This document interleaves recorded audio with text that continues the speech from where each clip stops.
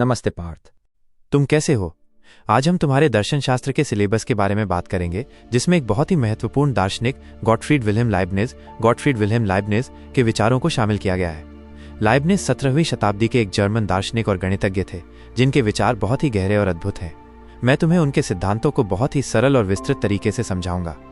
Leibniz, monadology and metaphysics.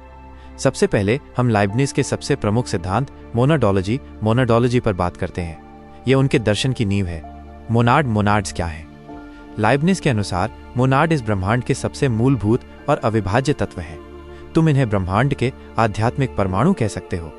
ये न तो भौतिक हैं और न ही इनमें कोई आकार, विस्तार या विभाजन है। सोचो, अगर तुम किसी भी भौतिक वस्तु को, जैसे कि एक मेज को लगातार तोड़ते जाओ, तो अंत में तुम एक ऐसे कण पर पहुंचोगे जिसे और तोड़ा नहीं जा सकता। लाइबनिज कहते हैं कि वो कण भौतिक नहीं, बल्कि एक आध्यात्मिक इकाई है, जिसे हम मोनाड कहते हैं। हर मोनाड एक तरह से एक जीवित, सचेत और सक्रिय शक्ति है। इनमें चेतना, परसेप्शन और इच्छा, एपिटेशन होती है। चेतना का मतलब है कि हर मोनाड अपने आंतरिक अवस्थाओं को महसूस कर सकता है, और इच्छा का मतलब है कि वो अपनी आंतरिक अवस्थाओं को बदलने के लिए प्रेरित होता है। मोनाड कैसे ब्रह्मांड के दर्पण हैं? Monads as mirrors of the universe. Leibniz का ये विचार बहुत ही सुंदर है। वो कहते हैं कि हर एक मोनाड अपने अनूठे दृष्टिकोण से पूरे ब्रह्मांड को दर्शाता है। यह एक दर्पण की तरह है। सोचो, अगर तुम एक कमरे में हजारों छोटे छोटे दर्पण रख दो, हर एक दर्पण पूरे कमरे की छवि को दिखाता है, लेकिन हर दर्पण का कोण अलग होने के कारण हर एक दर्पण में छवि थोड़ी अलग दिखती है। इसी तरह हर मोनाड अपने अद्वितीय दृष्टिकोण से पूरे ब्रह्मांड को अपनी चेतना में प्रतिबिंबित करता है। तुम्हारा मोनाड पूरे ब्रह्मांड को तुम्हारे दृष्टिकोण से दर्शाता है। मेरा मोनाड मेरे दृष्टिकोण से, और एक पेड़ का मोनाड उसके दृष्टिकोण से। यही कारण है कि हर मोनाड व्यक्तिगत इंडिविजुअल है। कोई भी दो मोनाड बिल्कुल एक जैसे नहीं हो सकते, क्योंकि उनका दृष्टिकोण और उनके द्वारा दर्शाया गया ब्रह्मांड का प्रतिबिंब अलग अलग होता है। व्यष्टिगतता, इंडिविजुएशन। इसका मतलब है कि हर चीज अद्वितीय है। लाइबनिज के दर्शन में दो चीजें बिल्कुल एक जैसी नहीं हो सकती। इसे लॉ ऑफ आइडेंटिटी ऑफ इंडिसर्नेबल्स कहते हैं। सोचो, तुम अपनी दो उंगलियों को देखो, वे देखने में बहुत एक जैसी लग सकती हैं, लेकिन लाइबनिज कहेंगे कि वे बिल्कुल एक जैसी नहीं है। उनका स्थान, उनकी बनावट और उनकी आंतरिक अवस्थाएं अलग अलग हैं। इसी तरह हर मोनाड भी अद्वितीय है। पूर्व स्थापित सामंजस्य, प्री एस्टैब्लिश्ड हार्मनी। यह लाइबनिज के दर्शन का सबसे महत्वपूर्ण और जटिल हिस्सा है। ये क्या है?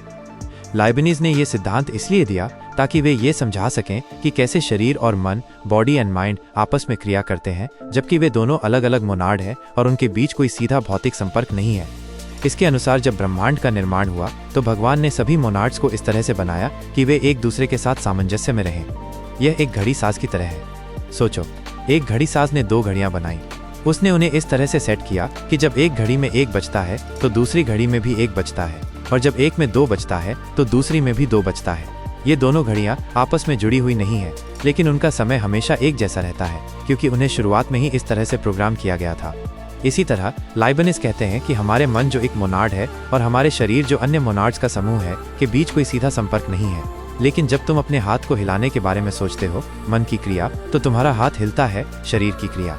ऐसा इसलिए होता है क्योंकि भगवान ने शुरुआत में ही तुम्हारे मन और शरीर के मोनाड्स को इस तरह से सामंजस्य में रखा है कि वे हमेशा एक साथ काम करते हैं।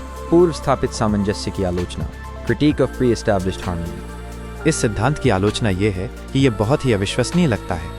आलोचक कहते हैं कि यह केवल एक सुविधाजनक स्पष्टीकरण, कन्वीनियंट एक्सप्लेनेशन है, जो वास्तव में भौतिक और मानसिक क्रिया के बीच के संबंध को नहीं समझाता है। आलोचकों का तर्क है कि अगर कोई वास्तविक कारण कार्य संबंध नहीं है, तो फिर सब कुछ नियति, फेट पर आधारित हो जाता है। अगर हम कुछ करने का सोचते हैं और वो होता है, तो ये केवल एक संयोग है जिसे पहले से ही तय किया गया था। यह हमारी स्वतंत्रता, फ्री विल पर भी सवाल उठाता है। सर्वश्रेष्ठ संभव संसार, best of all possible worlds. ये लाइबनिज का एक और महत्वपूर्ण विचार है, जो उनके धर्म दर्शन, फिलॉसफी ऑफ रिलीजन से जुड़ा है। ये क्या है? लाइबनिज कहते हैं कि ब्रह्मांड में अनंत संभावित संसार हो सकते थे, लेकिन भगवान ने, जो कि पूर्णतः सर्वज्ञ, सर्वशक्तिमान और सर्वदयालु है, ने उन सभी में से सर्वश्रेष्ठ संभव संसार को बनाया। इसका मतलब यह नहीं है कि यह संसार पूर्णतः दोष रहित है।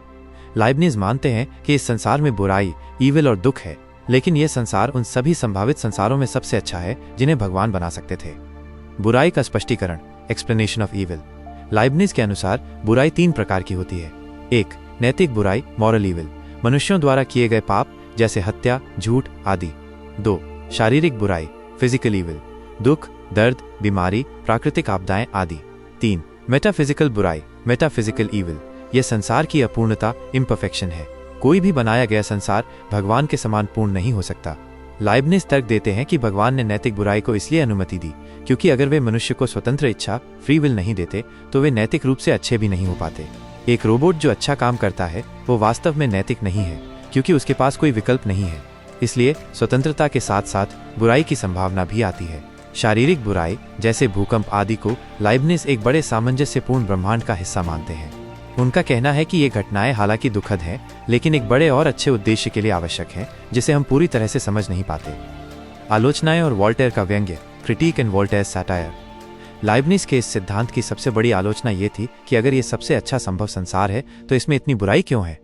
इस सिद्धांत की आलोचना करने वालों में सबसे प्रसिद्ध नाम वॉल्टेयर का है। वॉल्टेयर एक फ्रांसीसी दार्शनिक थे और उन्होंने अपनी प्रसिद्ध व्यंग्यात्मक रचना कैंडीड में लाइबनिज के इस सिद्धांत का मजाक उड़ाया। लिस्बन भूकंप, द लिस्बन अर्थक्वेक। 1755 में पुर्तगाल की राजधानी लिस्बन में एक बहुत ही भयानक भूकंप आया जिसमें हजारों लोग मारे गए। इस घटना ने यूरोप के विचारकों को हिला दिया। लोग सोचने लगे कि अगर यह संसार भगवान ने बनाया है और वो भी सबसे अच्छा संभव संसार, तो ऐसा भयानक दुख क्यों हुआ। वॉल्टेयर ने इस भूकंप का उदाहरण देते हुए लाइबनिज के सर्वश्रेष्ठ संभव संसार के सिद्धांत पर हमला किया। वो अपनी किताब कैंडाइड में एक चरित्र डॉक्टर पैंगलॉस को लाइबनिज के दार्शनिक के रूप में चित्रित करते हैं। पैंगलॉस हर भयानक घटना के बाद भी यही कहता रहता है कि ये सब अच्छे के लिए है क्योंकि ये संसार सबसे अच्छा संभव संसार है। वॉल्टेयर का व्यंग्य, वॉल्टेयर्स सैटायर। वॉल्टेयर ने अपनी किताब में डॉक्टर पैंगलॉस के माध्यम से ये दिखाया कि कैसे ये विचार लोगों को अकर्मण्य बना सकता है। अगर सब कुछ पहले से ही सबसे अच्छा है तो फिर हमें बुराई को कम करने के लिए कुछ करने की जरूरत ही क्या है। वो ये भी तर्क देते हैं कि ये सिद्धांत भगवान की दयालुता पर भी सवाल उठाता है। अगर भगवान इतने दयालु हैं तो वे एक ऐसा संसार क्यों बनाएंगे जिसमें इतना दुख और दर्द हो। संक्षेप में लाइबनिज का दर्शन एक बहुत ही सुसंगत और आशावादी ऑप्टिमिस्टिक प्रणाली है जो ब्रह्मांड की एक तार्किक और व्यवस्थित तस्वीर पेश करती है, लेकिन ये भी कई महत्वपूर्ण प्रश्नों को उठाती है, खासकर बुराई और स्वतंत्रता के बारे में जिनकी आलोचना वॉल्टेयर जैसे दार्शनिकों ने की। पार्थ, क्या तुम्हें यह सब समझ में आया? तुम्हें कोई संदेह हो तो मुझसे पूछ सकते हो।